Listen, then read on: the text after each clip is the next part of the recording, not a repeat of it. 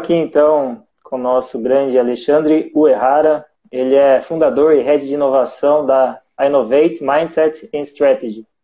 Ele é professor de MBA em inovação e empreendedorismo. Mais de 20 anos de experiência no mercado em estratégia e cultura de inovação. Em algumas empresas como Alelo, Câmara Interbancária de Pagamentos, Netshoes, Daftport Seguro e outras. E trabalhando com pessoas, mindsets e cultura de inovação bem diferenciados, né? Ele também é membro da liderança aí do capítulo da Singularity University em São Paulo. Então também tem a perspectiva de tecnologias disruptivas bem para agregar em nosso bate-papo, né? Então a gente pode fazer esse olhar crítico em duas maneiras, né? O nosso bate-papo hoje vai ser sobre cultura de inovação e mindset em grandes corporações. E para a gente falar de cultura, para a gente falar de mindset, a gente fala de pessoas, obviamente, e tem uma linha muito próxima entre pessoas hoje, né, nos tempos atuais, que é a tecnologia. E eu gosto e trago uma discussão pertinente a este momento, claro, que é de entendimento de dois pontos de vista, né? Para a gente trabalhar uma cultura, a gente tem que trabalhar lideranças, e nas lideranças, né, seja top-down, né, seja de diretoria, CEOs, presidentes para até áreas operacionais, quanto de bottom-up, né, das partes operacionais, táticas, para partes mais estratégicas. E, em contrapartida, nós temos os grandes, já sabidos mindsets, né, o mindset fixo e o mindset de crescimento, que, se bem trabalhados, se bem estruturados e se bem entendidos, certamente a cultura vai abraçar, os resultados serão mais produtivos, né? Veja que uma cultura fixa, ela estará muito fechada ao novo e muito pertinente aí aos resultados que, poxa, se já deu certo, vamos continuar fazendo a mesma coisa. E o mindset de crescimento, olhar para o novo, abraçar a causa, desenvolver pessoas, e que está bem alinhado a estratégias de grandes corporações. E se nós analisarmos, Alexandre, o pessoal que está nos ouvindo, da perspectiva de pesquisa e desenvolvimento, de investimentos, nós temos empresas que são aí no valuation, né, no valor de mercado fora da curva, Apple, Amazon, Samsung e outras corporações, que investem basicamente uma grande porcentagem dos seus ganhos, apesar de ser pouco comparado ao que ganham, investem muito. Se nós pegarmos a perspectiva, por exemplo, sem dados atualizados, mas de 2018, a primeira grande empresa de investimentos, pesquisa em desenvolvimento, é a Amazon, com 15,6 bilhões de dólares. Vejam que, se a gente comparar com o mercado brasileiro, é muito mais, obviamente, do que grandes empresas do nosso cenário. Então, por isso que a gente pode falar muito de cultura, né? E até as discrepâncias entre China, Estados Unidos, Brasil, Europa, nisso. Então, dessa perspectiva toda de investimento, de pessoas, de lideranças e da importância de cada uma delas para as perspectivas das estratégias, eu já passo a bola para você, Ale, em entender um pouco mais da sua experiência, do que você já viu, do que você traz aí como entendimento da importância da liderança, de fato, abraçar a causa e estar aberta ao novo, né? Sim. Então, Matheus, tem uma coisa que eu gosto de falar porque, na verdade, minha primeira formação é em turismo, então assim, não tem nada a ver, né, com o que eu faço Você é turismólogo hoje. também? Turismólogo, você também é? Eu sou turismólogo. Tá vendo? Que legal. Tá vendo? E não é a primeira pessoa, e quando eu começo a falar, começa a aparecer as pessoas, por isso que eu gosto de falar. E depois, minha segunda formação foi em tecnologia, né? Então, assim, eu sou um apaixonado por tecnologia. Eu gosto muito, eu também fui um dos percursores quando a gente lançou ano passado a primeira rede blockchain do Sistema Financeiro Nacional. Então isso também foi uma coisa super bacana. E pensar, né, realmente no blockchain como uma tecnologia disruptiva e que o que eu sempre digo é que é uma tecnologia que não é de uma hora para outra, né? Tem uma questão muito aí de mudar a forma como a gente vê a tecnologia, né? Tem algumas coisas que vão continuar em paralelo e depois que a blockchain vai engatar. Então é bacana quando a gente fala de inovação em tecnologia, então eu adoro isso. Mas aí tem um grande erro, né? Então, em cima do que eu já vivenciei, inclusive dentro da minha consultoria, de ter feito, por exemplo, um treinamento de blockchain para um grande banco, né? E após esse treinamento, um dos executivos veio me procurar, falou, Ale, é sensacional, adorei o treinamento, eu entendi mais sobre o blockchain e eu quero fazer um projeto com blockchain. E aí meu questionamento foi exatamente isso, assim, desculpa, mas você está pensando errado, porque a gente não tem que pensar no viés de tecnologia, a gente tem que entender primeiro qual o problema que a gente vai resolver, para depois saber qual a tecnologia que a gente vai utilizar, que de repente não é nem o blockchain, vai ser uma planilha Excel, vai ser um banco de dados, não sei. Então a gente acaba pensando muito na tecnologia, que é bacana de novo. Por isso que eu falei, né? Eu sou apaixonado por tecnologia, gosto de várias tecnologias, estudo várias tecnologias, implantei muitas tecnologias em várias empresas, mas a gente tem pensado errado. A gente tem que pensar qual problema que a gente vai resolver primeiro, para depois saber qual tecnologia. Então é bacana a gente ter esse conhecimento e ter esse leque, né, de tecnologias na mão, para depois saber qual é a melhor forma para resolver. E aí que eu entro, né? Pô, se a gente quer entrar, quer saber qual problema que a gente vai resolver, é uma coisa que começa a cavar mais lá no fundo. E aí você falou uma coisa que eu acho sensacional, exatamente a questão de pessoas, né? Porque não é só a questão.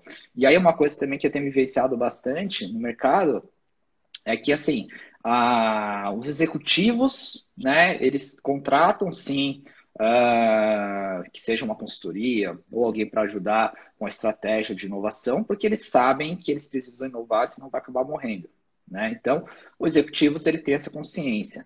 Assim como as pessoas lá embaixo, eles têm essa consciência porque, não em questão de estratégia, mas porque eles também querem fazer alguma coisa bacana, querem fazer alguma coisa diferente, eles sabem que se eles ficarem trabalhando da mesma forma que, né, anos lá dentro, eles também vão acabar perdendo e vão ter que procurar outro lugar para trabalhar. Então, o pessoal está bem alinhado. O problema, o que eu tenho visto aí no mercado, realmente é a média gerência, né, que eu chamo de média gerência, que é aquele pessoal que demorou para chegar ali, né? Teve lá um tempo, né, para conseguir. E quando chega ali, ele começa a pensar, não, quando ele começa a refletir, né? Poxa, já cheguei aqui. Agora o cara vai vir falar para mim, desculpa as palavras mais informais, mas assim, pô, o cara vem aqui falar que eu preciso inovar. Desculpa, mas eu tô, né, de novo é o inconsciente, né? Desculpa, mas eu tô olhando aqui as minhas metas, né?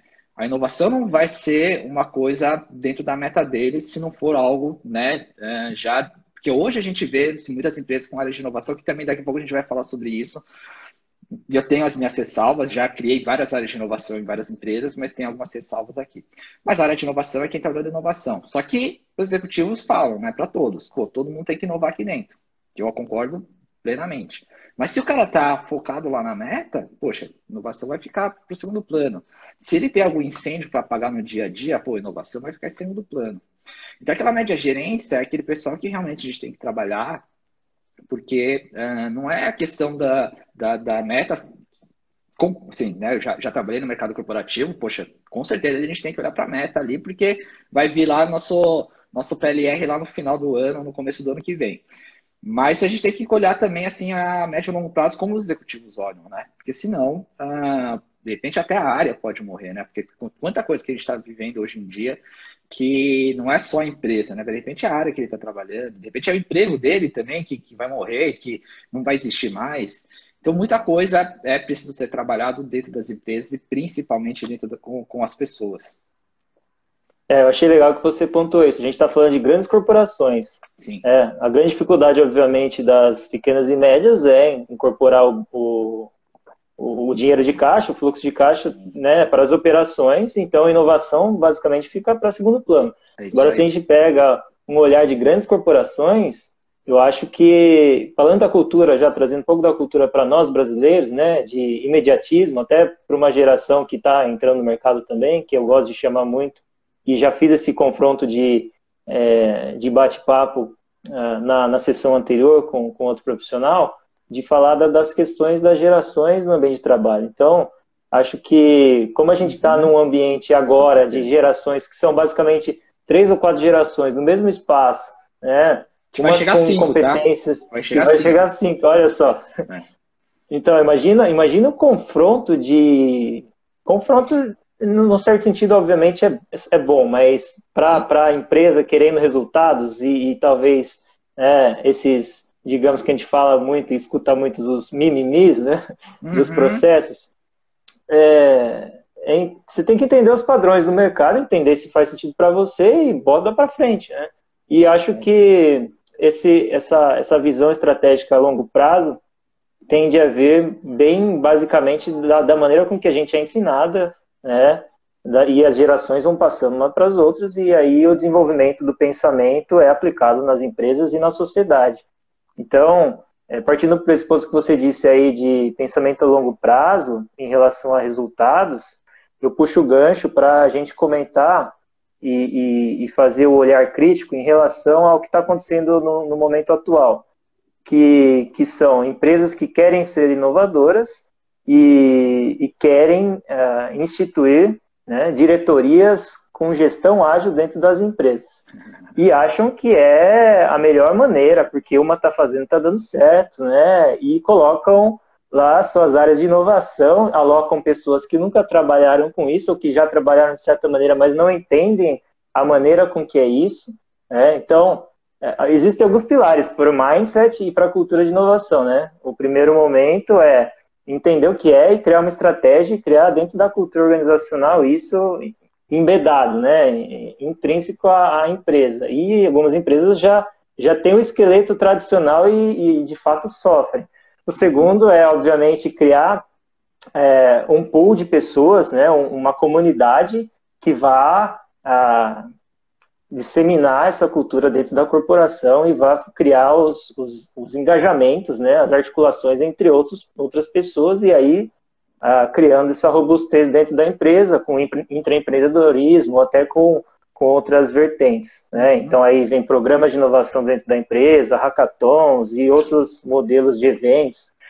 Bom, nesse sentido, Alexandre, qual que é a sua visão em relação a metodologias ágeis? Se você acha que de fato as empresas estão preparadas a isso, pelo menos no Brasil, porque é algo bem novo, né, e recente, se a gente vê no mercado, você acha que as empresas estão de fato preparadas ou é basicamente uma hype aí, vendo o que está acontecendo com outras empresas que já são preparadas para isso, tem capital, né? Você não pode, por exemplo, comparar uma Magazine Luiza que fez o que fez com outras empresas que estão tentando, mas não tem a robustez toda, né? Então, qual que é o seu olhar em relação a isso? Cara, assim, eu vou pegar o gancho lá do que eu falei do projeto do blockchain, né? E mais especificamente da questão lá do executivo falando que queria utilizar o blockchain. O ágil é a mesma coisa, né? E aí tem até aquela famosa palavra, né, o FOMO, que é o Fear of Missing Out. Então, assim, as pessoas começam a olhar blockchain, começam a olhar inteligência artificial, começam a ver o ágil e ver que tá na modinha, fala, pô, vamos fazer também, né? E aí acho que esse é o grande primeiro erro das corporações, né? Eles olham que tá na modinha, então, putz, não quero ficar de fora, né? O Fear of Missing Out, não quero ficar de fora, vamos fazer aqui também para mostrar aí para todo mundo que a gente também está fazendo alguma coisa. E é aquela velha história, né? Acaba mostrando para a mídia, mas lá dentro de casa o negócio tá daquele jeito. O ágil, então, segue a mesma coisa. O ágil tem um termo que eu gosto de usar, que muitas empresas, eles falam que tem um ágil, mas na verdade é o famoso teatro ágil, né? Que lá na frente que... E por que acontece isso, né? E aí eu entendo porque, assim, é aquela velha história de que o ágil veio da tecnologia. Então, a tecnologia veio puxando isso, né? E aí, quando chegou um dado momento que a gente viu que isso extrapolaria a parte de tecnologia, e isso viraria, na verdade, uma mudança organizacional, e aí que eu acho bacana do ágil, né, que você começa a trabalhar com essa questão da multidisciplinaridade, trabalhar com equipes e não mais chefes, mas sim um líder lá dentro, sai da questão do comando e controle. Então, isso mostra que é uma coisa muito mais do que só um processo para seguir. E aí uma outra coisa que eu tenho puxado muito na minha consultoria é que esses projetos, vamos dizer assim, né, de ágil, ele tem que ser puxado pelo RH e não pela TI. Porque você está falando de uma mudança cultural, você está falando de uma mudança organizacional. Tá? Então, e por que isso? Né? Eu já vou responder o que você perguntou, só para eu contextualizar aqui. Mas é porque, e aí eu vou pegar aquele gancho que eu falei da área de inovação, a mesma coisa. Porque eu entendo o porquê da área de inovação, eu construí algumas áreas de inovação, exatamente pelo fato de que todo mundo está apagando incêndio, a gente tem que olhar a inovação de alguma forma, então vamos construir uma área que puxe isso daí, que enderece, que consiga ver 100% do tempo sobre inovação. Beleza. Mas a inovação não pode ser feita por uma área. Né? Eu sempre digo isso também, que o sucesso da área de inovação vai acontecer quando essa área morrer. Porque aí eu sei que foi disseminado para a empresa inteira. E para fazer essa disseminação, é preciso, a área de inovação, todas elas que eu construí, foi exatamente com esse pensamento para que ela não seja o executor, mas seja o facilitador para que a gente consiga disseminar a inovação para todas as áreas. Então, eu trabalho sempre horizontalmente, né? Então, não estou falando só de tecnologia, não estou falando só de produtos, não estou falando só de negócios. Estou falando também da área jurídica, estou falando da área de compliance, área de compras, então toda a empresa. E para fazer isso, uma das formas é realmente utilizar o ágil, né? Porque aí, de novo, a gente está falando de equipe multidisciplinar. Então, isso ajuda na disseminação da inovação, né? Então, e aí respondendo sua pergunta, eu acho que as empresas estão olhando da forma do Fear of Missing Out, né? Eles estão achando que vai resolver todos os problemas do mundo, mas não vai resolver. Precisa ter uma estratégia e, mais do que isso, entender qual que é o propósito de você construir não, de você ter a metodologia ágil lá dentro. Né? Então, de novo, vou pegar um exemplo que eu tive essa experiência. Né? Tem empresas que você tem um processo muito bem formado lá dentro, né? E está funcionando super bem. Por que você vai colocar o ágil? Então, você tem que pensar duas vezes. Talvez fazer um híbrido, ótimo, mas se alguma coisa está funcionando e a gente está falando, de repente, até de algo de muito, muito crítico para a empresa, deixa como tá, porque está funcionando. Agora, se não está funcionando, aí sim, né? A gente pode começar a repensar. Mas se está funcionando, por que você vai mexer? Então, esses questionamentos de entender o propósito, que acho que é o principal, que é a mesma coisa quando as empresas me procuram e falam assim, Ale, eu assim, conheço você tem uma super experiência com inovação corporativa, eu quero construir uma área de inovação aqui dentro. E aí também eu faço esse questionamento. Qual que é o propósito de você construir área de inovação dentro da empresa? Se você não tem um propósito, aí muitas delas não têm, porque eles acham que construir área de inovação vai resolver todos os problemas do mundo, começa a pensar errado, né? Então, entenda qual que é o propósito para depois você começar a trabalhar com o que for, né? E aí que seja o ágil, que seja uma área de inovação, que seja uma tecnologia disruptiva. E aí até encaixa muito bem na questão do propósito, né? Uma dica também para todos aí. Obviamente, acho que você já executa e aplica isso em certa maneira, que é o Golden Circle, né? O Círculo Dourado de Simon Sinek, né? Uhum. Que entender o porquê é o mais complexo, que é onde penetra a essência da coisa, né? Onde penetra o propósito. Porque os tangíveis, né? O que e como, de fato, você vai saber a partir do momento que você entrega um serviço ou um produto, e o como fica muito nessa perspectiva das entregáveis, dos canais, né? Sim. Então, sempre o propósito, até no modelo de negócios Canvas, por exemplo, a gente dá muito foco, né, nos clientes, né, no segmento de clientes e na proposta de valor. Então, de fato, qual é o benefício que você teria e terá aplicando a metodologia ágil? Será que faz sentido? Será que não faz sentido? E tudo que é novo... Posso pegar só claro. Uma coisa? A Raíssa já esteve aqui com você também. Eu estava batendo um papo com ela outro dia e eu falei do Golden Circle para ela, né? Porque algumas coisas que pelo menos eu experienciei isso aqui também, tá? Quando eu conheci o Golden Circle, putz, bacana, né? E aí tem, quem não quiser ler o livro, né? Tem o TED ali que, em poucas palavras, você entende super bem. E eu utilizei isso daí principalmente para minha vida pessoal. Não foi nem para. Claro que a gente utiliza também, né? Para corporativo, para consultoria e tal, não sei o quê. Mas eu utilizei para minha vida pessoal. Para entender também qual que é o seu propósito. Porque às vezes você está numa empresa ganhando super bem, e de novo você pode estar, sei lá, anos ali trabalhando.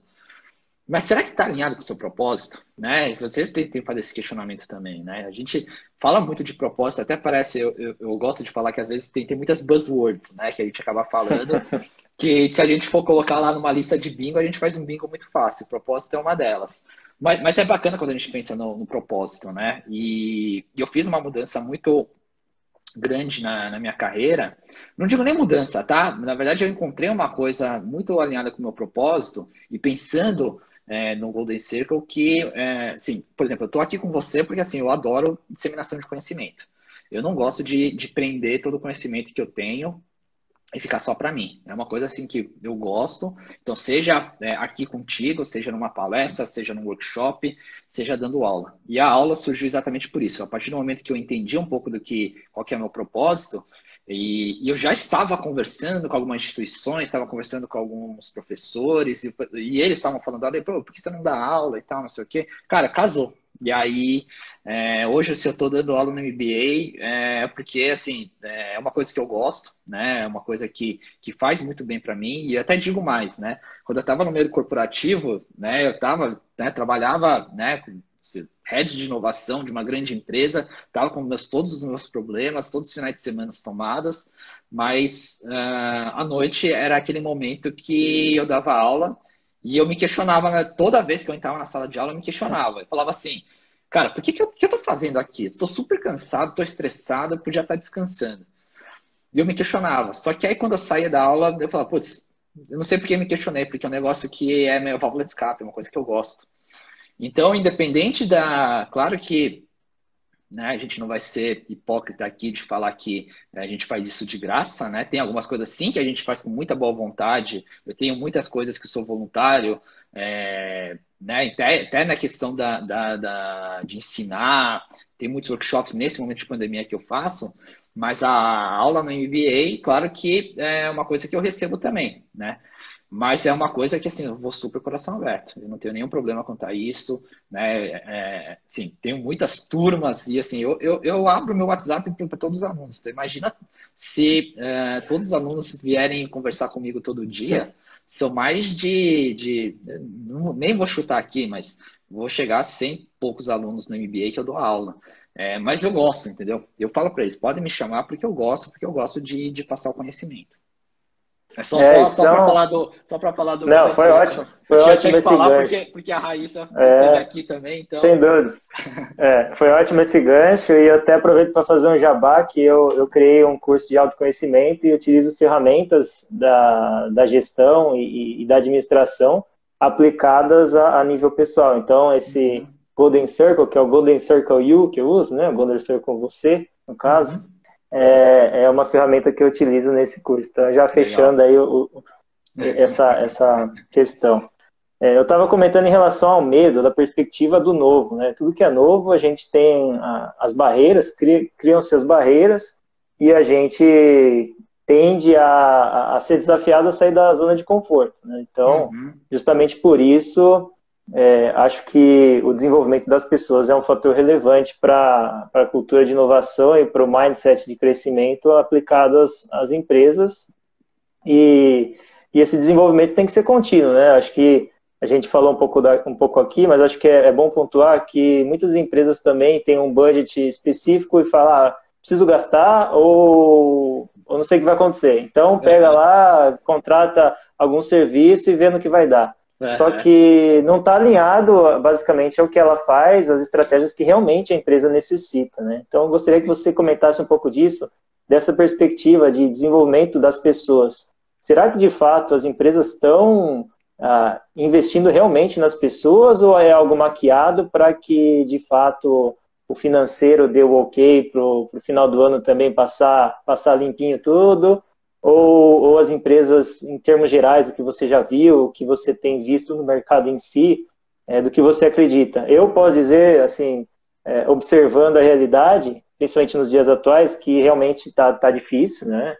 e ficou ainda mais difícil com essa realidade de investir em pessoas. Mas das que investem e das que realmente colocam uma diversidade e uma inclusão de pessoas, né, de raça, credo, ou, enfim, gênero, né, se de fato é aplicável essa palavra nos dias de hoje, tem resultados mais satisfatórios, né? Em contrapartida, tem toda aquela questão de marketing, mídia. Então, eu gostaria de comentar com você em relação a isso, né, da diversificação das pessoas e do desenvolvimento delas. Será que, de fato, é algo que vem acontecendo ou está tudo maquiado? Então, Matheus, você começou essa nossa conversa e também eu concordo plenamente contigo, né? A gente tem que estar preparado para aprender, para entender o novo. Então, eu acho que começa pelas pessoas, né? Então, não adianta uma empresa apostar em você, de dar um monte de treinamento, pensar no seu crescimento, criar como fala, a sua carreira ali dentro, né? Se você não está querendo aprender coisas novas. E o mundo necessita hoje de aprendizado, né? Todo mundo tem que aprender a toda hora, isso não tem como a gente negar. Mas tem pessoas que ainda ficam com aquela questão de que, cara, eu já sei tudo, já tenho anos de mercado, não preciso aprender mais nada, né? Então, acho que primeiro tem que começar pelas pessoas, tá? Então, e pessoas, eu digo realmente, né? Não é só o funcionário ali, mas, assim, qualquer pessoa que tiver, né? Então, o que eu digo também é nesse momento de pandemia, eu vejo que tem gente que está aproveitando muito, né? Principalmente naquele início que tinha muitas lives, tinha muitos eventos, muitos webinars, muitos cursos abertos, né? Que o pessoal liberava. Poxa, quem realmente percebeu, consumiu ali e teve um grande aprendizado, né? Eu peguei cursos que eu não estava no meu radar, né? Principalmente lá fora, que eu consegui fazer. Claro que precisa de tempo para isso, mas eu consegui fazer e aprendi muita coisa, né? E tem uma outra questão, né? Além dessa questão que a gente tem que estar aberto, tem uma palestra que eu falo também, que é uma coisa que a gente bate muito, principalmente a empresa, né? Que é a tal da cultura do erro, né? Que todas as pessoas que, né, até então, isso tem mudado um pouco, mas até então muitas pessoas eram punidas por algum erro que a gente cometia lá dentro da empresa. Que vem de uma cultura também lá atrás, né? Que a gente sempre foi punido quando a gente estava nota baixa. E aí tem uma história grande que a gente pode conversar aqui, mas ficaria horas falando. Mas é uma coisa que tem que começar a mudar, né? Se a gente está falando de inovação, né? A gente está falando de inovação, a gente está falando de que a gente tem que experimentar muito também, né? E a experimentação pode ser que a gente erre, mas a gente não pode ser punido por isso. Porque a gente pode errar sim, mas desde que a gente aprenda. É isso que eu sempre falo. Então, quando eu construí, né, de novo, algumas áreas de inovação em grandes empresas, sempre fiz questão que ficasse claro que uma quantidade X, né, 10 coisas que a gente fizesse, que eu nunca chamei de projeto, porque na inovação a gente trabalha muito mais com iniciativas, mas cada 10 iniciativas que a gente fizesse, 9 vão dar errada. Uma vai ser certa, mas aquela que a gente vai ir super bem, vai ser assertivo, que vai pagar pela conta dos outros. Então tem que ter essa mentalidade de que, poxa, errar é bom desde que a gente aprenda. Não errar e a gente vai punir, né? Então tem algumas coisas que a gente tem que começar a disseminar isso dentro da empresa, né? Que isso também não é de uma hora para outra. E aí, então, aí por isso que acho que entra talvez, né? E aí tem estratégias, né? Tem, de repente, algum tipo de treinamento, algum tipo de palestra, e tem várias formas que a gente pode fazer isso. Mas mais do que isso, e aí pegando o gancho que você perguntou de novo, eu enrolei, mas eu vou responder agora. Mas eu acho que assim, o RH são que já, né, o nome de RH também já está meio, porque a gente não fala mais de recursos, né? Mas até para o pessoal conhecer, saber, né, um pouquinho mais, mas o RH ele está tendo um papel diferente nesse momento, né? Além de conhecer as pessoas, ele está muito mais próximo da estratégia, né? Que até então não, né? Até alguns anos atrás, ele era muito processo, então não tinha muito essa proximidade com a estratégia. A partir do momento que assim, ele tem um pilar de pessoas, tem um pilar de estratégia, poxa, agora ele sabe por que eu tenho que ter de repente uma pessoa que toque treinamento e desenvolvimento, aí, né, depende também da estratégia da empresa. Mas eu sei o porquê, e eu sei como criar essa estratégia dentro da empresa. E aí eu sei, por exemplo, o Matheus, cara, ele precisa melhorar em alguma coisa, então vamos fazer um treinamento para ele dessa coisa. Ou, putz, ele tem potencial para um cargo X, cara, seria legal se ele desenvolvesse tal coisa. Por quê? Porque aí começa a pensar na estratégia, né? E aí sai um pouco do que você falou. Poxa, se a pessoa, se a empresa tem um budget lá, tá sobrando no final do ano e precisa queimar aquilo lá, porque não pode devolver no final do ano, ele vai queimar. Mas sem estratégia, né? Então, o RH começa a ter um papel diferente, né? Mais estratégia e pensando exatamente no futuro da empresa. E da perspectiva de áreas, Ale, você vê que ainda a gente vai continuar tratando as empresas nesse formato caixinha, em que cada um atua de certa maneira, ou você vê cada vez mais o conceito dinâmico e cada um aprendendo de uma maneira, e hoje eu sou head de inovação, por exemplo, amanhã eu posso estar em outra coisa diferenciada para ver se de fato minhas competências que eu posso, já identifiquei que eu sou melhor naquilo, eu mudo drasticamente e sou alocado em outras áreas. Você vê que esse formato que a gente vive e viveu durante tanto tempo, você acha que essa abertura que a pandemia está tendo em relação à dinâmica das organizações, né, a gestão de mudança, você vê que vai acelerar esse processo de mutabilidade, de mudança dentro da corporação em termos organizacionais? Eu acho que assim, o papel das pessoas vão ser diferentes, né?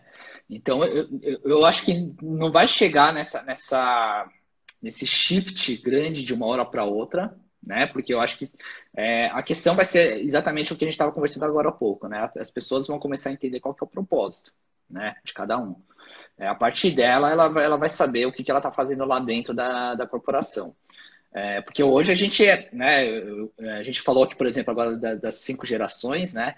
A gente, né, fica claro aqui, né, mas sim, a gente foi, vou falar o meu caso, né? Eu fiz uma graduação, né? A gente falou de ser turismólogo, depois fiz outra, né? E aí eu mudei totalmente, porque a gente é criado para escolher a graduação muito cedo. Né? Eu tinha lá 17 anos, já tinha que escolher alguma coisa. E eu era pressionado para não errar, né? De novo a cultura do erro. Eu era pressionado para não errar. Vai lá fazer, né? E termina aquilo que você começou. Se você pensar em mudar no meio do caminho, esquece. Termina. Então eu terminei ele, mas depois fiz outro. E aí a gente levado isso também, né? Na graduação e depois no mercado de trabalho. E quando a gente vai ver, a gente já está numa posição X, poxa, né? Será que é isso que eu quero? Então, por isso que eu falo muito a questão do propósito. No meu caso, eu consegui fazer a mudança muito rápido quando eu fiz minha segunda graduação. E hoje eu sou super feliz com o que eu estou fazendo. Estou falando de novo um monte de coisa e eu estou esquecendo o que eu preciso responder, né? Mas assim, e aí dentro da corporação, eu acho que você tem uma linha do que vai acontecer realmente, né? Que eu acho que assim, então não vai, a shift das pessoas acho que não vai ser de uma hora para outra, mas eu tenho certeza que a forma como as empresas vão trabalhar e aí a mudança organizacional vai ser bem diferente do que a gente tem hoje por departamento, que é os silos, né? Que é exatamente o que eu falei para você. Poxa, hoje cada departamento ele defende a sua meta e se ele não está atingindo a meta dele, ele não vai olhar a meta do outro que está cruzado, que ele precisa da minha ajuda. Ele não vai olhar, porque eu quero olhar no meu. Né? Eu quero chegar lá no meu PLR, no meu bônus no final do ano. Então, essa forma que a gente está pensando não é sustentável para a empresa. Então, é preciso repensar que aí sim, eu acho que um modelo diferente, em que as pessoas trabalham juntas, que eu ainda não sei qual que é o modelo ideal, tá? Eu acho que tem, o que eu sempre falo é que assim, depende da cultura da empresa também. Não adianta a gente empurrar, por exemplo, o modelo Spotify, porque todo mundo está usando, e de novo a gente está entrando na questão do fear of missing out, né? Não adianta empurrar uma coisa que funciona para um, porque pode não funcionar para você. Mas o modelo de que as pessoas vão trabalhar muito mais juntos, ter essa multidisciplinaridade é uma coisa que vai acontecer. Eu tenho certeza disso.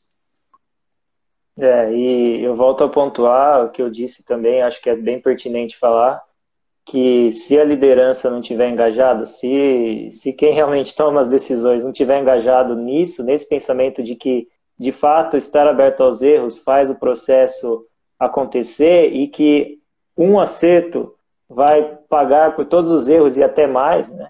Então, acho que é que mora aí o segredo, né? As pessoas que estão na liderança, que estão tendo esse entendimento do mercado, principalmente nos tempos atuais, que você não pode fazer o que você sempre fez e que empresas de grande porte, né, principalmente brasileiras, né, indústrias que estão assumindo a responsabilidade.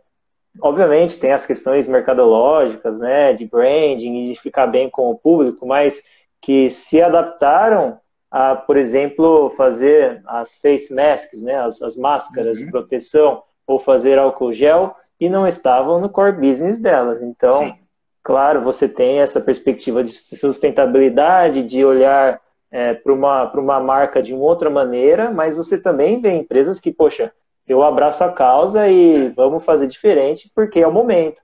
E muito rápido, né? Eu me surpreendi muito com empresas que, de fato, mudaram e fizeram acontecer muito rápido. E por que será que precisa-se de uma pandemia para isso acontecer, né, Ale? É incrível, né? Queria saber de você, qual que é o seu olhar em relação a isso? Porque, poxa, já estava aí, por que você espera acontecer, dar um problema, dar um reset global para você fazer? Pô, faz de fato na cultura, faz acontecer, né? Então, o Matheus, acho que é outra coisa assim que a gente vai ter uma discussão super boa, mas eu posso resumir em uma coisa, né? Também eu falei para você de novo, né? Estou ajudando muitas coisas aqui no trabalho voluntário. Tem algumas escolas que eu estou ajudando, escolas que realmente não estavam preparadas para o momento, né? Que foram pegos de surpresa. E aí não estou falando só dos professores, mas a gente está falando de diretores de escola, né? Pais. E aí tem muitas coisas que a gente pode pensar. Mas, por exemplo, eu estava apoiando também alguns hospitais. E fica claro que os hospitais, eles têm esse pensamento que você acabou de falar, né? Porque os problemas que eles têm hoje não são problemas novos, que apareceram agora por causa da pandemia, mas são problemas que sempre existiram, mas ficou muito mais visível e latente com a pandemia, né? Então, é isso para que eu quero dar, sabe? Porque é muita coisa, na verdade, né, já é do nosso dia a dia, né? Precisa da pandemia para isso? Talvez não, né? Mas quando o negócio pega fogo, né? Aí aparece e aí todo mundo vai querer resolver. E aí por isso que a questão do hospital, ou até das escolas, né? Que eu tenho ajudado, o hospital um pouquinho menos, mas é uma coisa que eu tenho olhado muito isso. E aí, né? A gente também tem essa questão do chapter da Singularity. A gente tem que, aqui do chapter São Paulo especificamente, a gente tem questionado muito, né, do tipo assim, poxa, vamos ajudar, né, vamos fazer alguma coisa, mas não adianta a gente ajudar se a gente não entende realmente qual que é o problema do lado que está precisando. Porque está acontecendo muito isso, né? Muita gente querendo ajudar e aí começa a fazer um monte de coisa. Mas se você está ouvindo o outro lado, você sabe realmente qual que é o problema deles, o que eles precisam de ajuda, a gente acaba pulando etapa, né? Então, é esse questionamento que a gente está fazendo e querer realmente entregar algo de valor para quem realmente precisa. E aí é ouvindo o outro lado. Que é uma coisa básica, né? Mas a gente acaba esquecendo no dia a dia. E é uma das ferramentas que a gente utiliza, né, nas metodologias aí, principalmente do design centrado no ser humano, né, observação e escutativa, né, entender, se colocar no lugar do outro, né, empatia, que é a premissa básica de design thinking e todas essas metodologias aí de entendimento do problema, de fato começar com o problema e ter esse olhar crítico, né, do problema sob diversas perspectivas. Sim. E é incrível pensar, né, que a gente tem tantas mentes brilhantes, mas a gente segue a rotina da entregável e não se questiona. E quando a gente questiona, talvez fazendo algo a mais, a gente até é subjugado por ter feito algo a mais e não era preciso, né? E existem empresas que fazem isso. Eu acho bem engraçado, digamos, né? Eu não sei a palavra certa para colocação aqui, mas poxa, eu faço a mais, entrego o resultado, e se deu certo, ótimo, eu nem tenho a chamada meritocracia e reconhecimento, mas às vezes eu até sou chancelado e falado, poxa, você não precisa ter feito isso. Sim. E acho que são nichos e grupos até dentro da empresa que, às vezes, de pessoas próximas fazem isso acontecer. Você já viu isso na sua atuação? Você já viveu isso? Ou você teve a sorte de ser, ter o empurrãozinho e falar, poxa, bacana, você fez isso, vamos fazer mais ainda? Então, aí eu vou de novo, acho que está super alinhado com o nosso papo inteiro, que você falou da questão do empreendedorismo também, né? Porque fica claro que tem pessoas que realmente, assim, putz, não foi feito para ser empreendedor, né? Nasceu para trabalhar dentro da empresa, mas ele quer experimentar de alguma forma, né?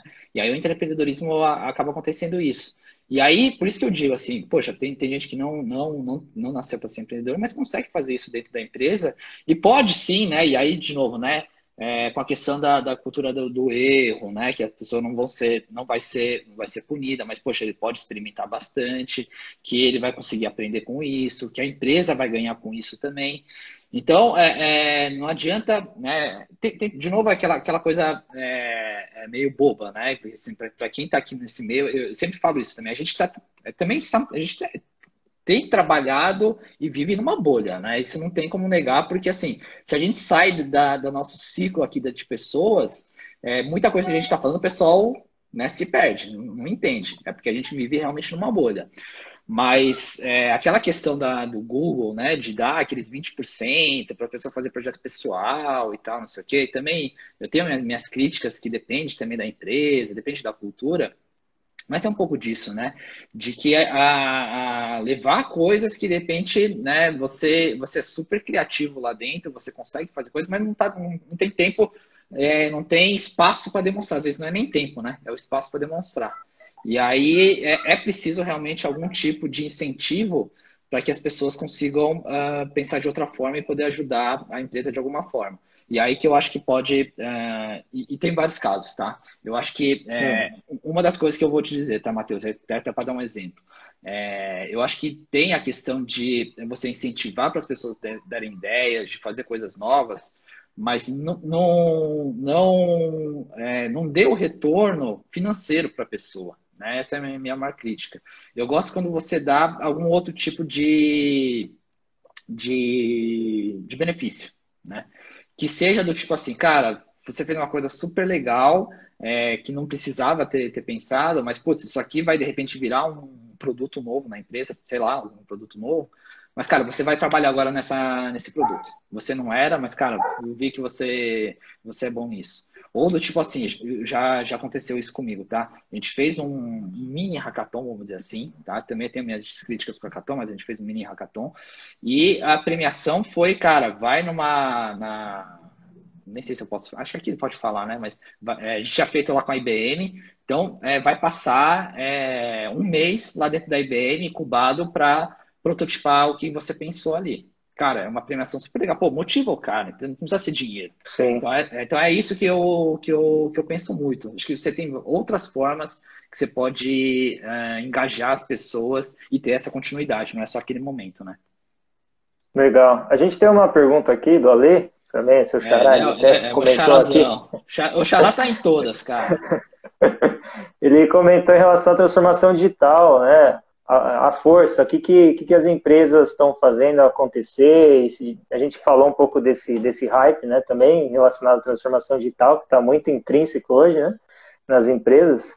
E será que elas vão parar de fazer essa inovação apenas com o marketing institucional? Né? Então, a empresa é transformadora, ela insere indústria 4.0 nos conceitos e nas aplicações dela, né? Então, fala transformação digital, indústria 4.0 e coloca várias outras ferramentas e tecnologias que estão disponíveis no mercado. Você vê também nesse olhar, será que eles vão de fato aplicar e levar a sério a isso em prática ou continua sendo tudo isso que a gente falou aqui?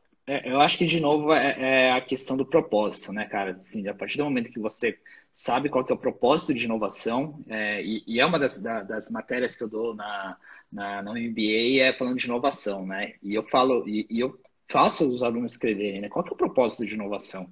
Porque é muito fácil você falar que você faz inovação, e é isso que acontece, né? Você deu o exemplo da indústria 4.0, Mas, cara, você vê comercial de TV, todo mundo tá falando que faz inovação. Cara, mas qual que é o propósito dela, né? É ir pra mídia? Cara, então tá bom. Então você tá fazendo muito bem. Mas é isso realmente que vai sustentar a sua empresa? Talvez não, né? Então, eu acho que cai de novo lá na questão do propósito e fazer o questionamento lá dentro da empresa. Não sei o que você acha, Legal. Matheus. Eu até quero te ouvir também. Não, eu acho que a curva de inovação, né, que a gente estuda e vê, dos realmente inovadores, estão tudo lá fora, e o que a gente criticava a China, talvez há uns 25, 30 anos atrás, que a China copiava e fazia tudo de ruim, ela virou o mercado justamente porque ela inseriu um pensamento a longo prazo e um pensamento de engajar a população também no quesito, poxa, tá, tem todas umas questões em relação ao governo lá, mas assim, eles entregam o que eles falam e a pessoa tem os benefícios. Então, a pessoa cede toda a questão de privacidade, mas ela está entregando e ela teve uma evolução drástica na questão de tecnologia porque ela começou a investir na década de 90, principalmente em alguns polos e até um pouco antes em outros polos, né? Então, você tem cidades aí com milhões de habitantes, super desenvolvidas, né? Para citar uma, Shenzhen, que é a capital do hardware mundial, a Shanghai, que é um dos polos financeiros da Ásia, a próprio Pequim, com alguns unicórnios, né, vindos de lá, e Hangzhou, enfim, várias cidades, né? A China tem essa grandiosidade territorial, mas tem as peculiaridades, e uma delas eu vejo que é o pensamento a longo prazo, e investimento em educação. Pega-se o PISA, né, que é o exame internacional de alunos, e veja que você tem cidades e territórios chineses nos top 5. Então, isso não é à toa, né? Então, acho que o modelo de pensar e agir vem muito disso, de pensamento a longo prazo. O Brasil tem muito a fazer, mas acho que a gente criticou no passado a China, por exemplo, estou comprando um produto, não vou comprar o produto chinês porque ele é ruim. E nos dias de hoje a gente basicamente faz o mesmo com gestão, com os Estados Unidos, com a Ásia, e tem capital intelectual gigantesco aqui dentro, e com a cultura mesmo nossa de criatividade, né, vista lá fora e com muito valor. Só que a gente não tem investimento. Então, pesquisa em desenvolvimento com PhDs fabulosos indo para fora porque aqui não se dá o valor. Então, a partir do momento, no meu olhar, que o Brasil der esse valor a pensamento a longo prazo, de não funcionar em 4 em 4 anos, até um pouco menos, né, de 3 em 3, dependendo aí pega a bucha e vai fazer acontecer, e depois solta a bucha porque não pode mais aparecer, e ter esse pensamento a longo prazo, com pessoas capacitadas e interessadas a ajudar e não necessariamente a ver o próprio umbigo, poxa, acho que Brasil, país de primeiro mundo, será, porque temos aí a bênção de ter florestas e recursos naturais infindáveis, território gigantesco, pessoas que pensam, como eu disse, criativamente. Então, acho que não tem a que se criticar do Brasil que não seja outros pormenores, como gestão, por exemplo. E aí a gente entra numa temática que é até chato falar, né? Assim, obviamente temos as vertentes de pensamento, mas de fato é que uma gestão vista a longo prazo e para a população e não para si mesmo, acho que a gente seria o país, digamos assim, com o maiúsculo, né? Sim. Não, e aí até pegando um exemplo aqui, né, um pouco da experiência que eu tive nos últimos 8 anos, 10 anos, o mercado financeiro. Nossa, é super avançado, a gente esquece isso. E aí a gente acaba comparando muito, achando que a gente está atrasado. Não, o mercado financeiro, toda a nossa estrutura, a SPB, tudo é muito avançado, e a gente está muito à frente. Quando a gente fala que consegue fazer uma transferência de TED e DOC lá fora, eles ficam assustados. E agora, com tudo que está acontecendo de pagamento instantâneo com o Pix e o Open Banking que vai vir, a gente de novo vai estar à frente de muitos países aí. E a gente acaba esquecendo isso, é verdade. Eu acho que a gente acaba até esquecendo o quanto que a gente é bom também, né? E inclusive empresas reconhecidíssimas lá fora, como Estudo de Caso, né? Você falou do setor financeiro, obviamente não posso deixar de citar no Nubank. Nós temos a própria Natura com a questão de sustentabilidade e economia circular, né? E outras grandes empresas brasileiras que estão no auge. Eu acho que é um olhar de empoderar a população e dar valor para a educação. Eu sempre pontuo isso, porque acho que ainda a base da pirâmide brasileira é muito grande e quando a gente der o poder para ela, em termos de realmente educar da maneira com que nós necessitamos e precisamos, e de fato ela vê que faz interesse essa mudança, porque também vem da pessoa, né? Seja criança, seja jovem, incorporar a educação financeira, como a gente falou agora então de finanças, vamos incorporar a educação financeira para falar que de fato para essa criança aqui como investir, o que é a diferença de um e outro, né? Débitos, as taxas, enfim, tudo que acontece no meio de viver e não focar necessariamente em tirar 10 sempre e ser o melhor da classe, né? Mas aprender e aplicar o que a gente aprende de fato na vida, né? Isso aí. Acho que, Ale, a gente está seguindo para o final. Eu disse quando o papo é bom. Estou finalizando já. Eu queria que você trouxesse um olhar, assim, para fechar, mais crítico de fato de um recado do que a gente bateu o papo aqui. O que você vê de fato, então, da cultura das corporate ventures, né, das grandes, e até citamos aqui, o Ale citou do Open Innovation, que algumas atividades que estão sendo criadas, executadas nas empresas, como de fato esse olhar das empresas para a inovação e para o mindset aplicado dentro da inovação com cultura, o que de fato faz sentido no seu olhar ter para as empresas obterem esse êxito, e aí também abre espaço para você trazer algum case que você queira falar, né? E também fechar o nosso bate-papo com uma dica de livro, série, filmes que você recomenda aí para o pessoal. Tá bom. Eu acho que o nosso papo foi super bacana. Eu acho que é um pouco disso que a gente está vivendo hoje, né? A gente tem que se reinventar, tem que pensar na inovação, mas entender o propósito de inovação. Eu gosto muito da questão da inovação aberta. Eu acho que hoje a gente está num momento diferente. E hoje eu digo assim, né? Os últimos anos, porque a gente não tem mais os grandes players de mercado que vão dominar, mas a gente tem aí, né, quebrados, e por que não fazer parcerias, seja com outras empresas, seja com startups, seja com universidades. Tem uma gama aí hoje que você não precisa ficar reinventando a roda, né? Então, a questão do Open Innovation eu acho que é super bacana, eu acho que é uma maneira de pensar. E aí também é um outro papo grande aí que a gente pode fazer depois de um outro dia, mas vem também de outros casos que aí depois a gente chegou na inovação aberta. E mais do que isso, né, como a gente tinha começado aqui, é a questão de pessoas, né? Não tem jeito, uma empresa, uma corporação é feita por pessoas e se a gente não faz essa mudança de mindset, a gente também não consegue mudar as coisas na empresa. Então, mais ou menos esse é o recado. Então, assim, até para já respondendo sua pergunta também, dica, assim, eu amo filme, eu amo seriado, eu consumo muito, eu tenho um olhar assim, na verdade, até falando de questão de aprendizado, né? Eu tenho aprendido muito o que é o cinema, né? Eu tenho estudado fora do horário para entender um pouquinho mais sobre isso e cada vez mais tenho me apaixonado, entendendo mais filmes e seriados. Mas indo para um lado mais, né, do nosso papo, eu queria dar a dica do seriado que é o Silicon Valley. Não sei se você já assistiu Silicon Valley. Já. Cara, eu acho assim, sensacional, é engraçado, é super rápido, 20 minutos, 25 minutos cada capítulo. Mostra a questão do empreendedorismo, mostra o crescimento de uma startup, uma visão das grandes empresas.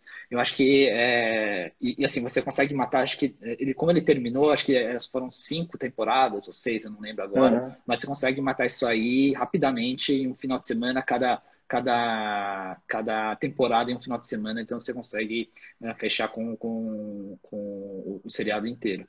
E aí, fazendo essa eu vou fazer um jabazinho também, mas uma outra coisa é esse cara aqui, tá? Que é o Startup Mundi, que é um jogo de tabuleiro, que eu sou o facilitador deles, que você aprende também como que faz, como que é a vivência de uma startup, né? Desde o seu início da ideação até seu crescimento. Então, é um workshop de um dia inteiro, que as pessoas elas conhecem o porquê de uma startup. Por isso que a questão do Open Innovation também, porque startup não é feito só de molecada, né? Eles passaram por um processo muito grande até chegar ao crescimento. Então é isso que também a gente precisa começar a incorporar dentro das empresas, que muita gente ainda acha que startup é uma brincadeira, mas não é, né? Ele traz muita inovação também e as empresas podem trabalhar juntamente com as startups. Perfeito. Acho que a minha dica aqui, para finalizar, A Falácia da Tecnologia. Eu nem sei se tem a tradução desse livro ainda. É um livro escrito ano passado e fala dessas vertentes, pesquisando algumas empresas grandes, Samsung, Apple, Spotify e outras, da questão da digitalização e dos processos com a digitalização que de fato faz sentido e não faz. E veja que o primeiro lugar nem ficou com a tecnologia, o primeiro lugar ficou com velocidade, que é como que as corporações mudam em relação às mudanças que estão acontecendo no mercado. E em segundo lugar ficou cultura de mindset, ou seja, a aplicação de tudo isso que a gente falou. Então, vejam as importâncias de estar preparado à mudança, né, essa gestão de mudanças, principalmente no agora, né, com a pandemia. Sim. E da cultura de inovação. Então, essa é a minha dica. Matheus, posso só também dar mais uma dica aqui que acho que vale a pena? Vamos lá. Que é esse livro do nosso colega também de Chapter, tá? Do Léo. Eu acho que é bacana também o pessoal dar uma lida aí, que é bem bacana do Léo. Desculpe. Perfeito. Legal. Ale, grande abraço, obrigadão. Opa, precisa. Fica registrado aí. Registrado, Ale, muito obrigado novamente. Obrigado a todos que estiveram conosco aqui. Grande abraço e vamos junto aí. Vamos fazer acontecer. Mateus. Parabéns, viu? Parabéns por todas as suas atividades aí. A nós. Tchau. Grande abraço. Valeu.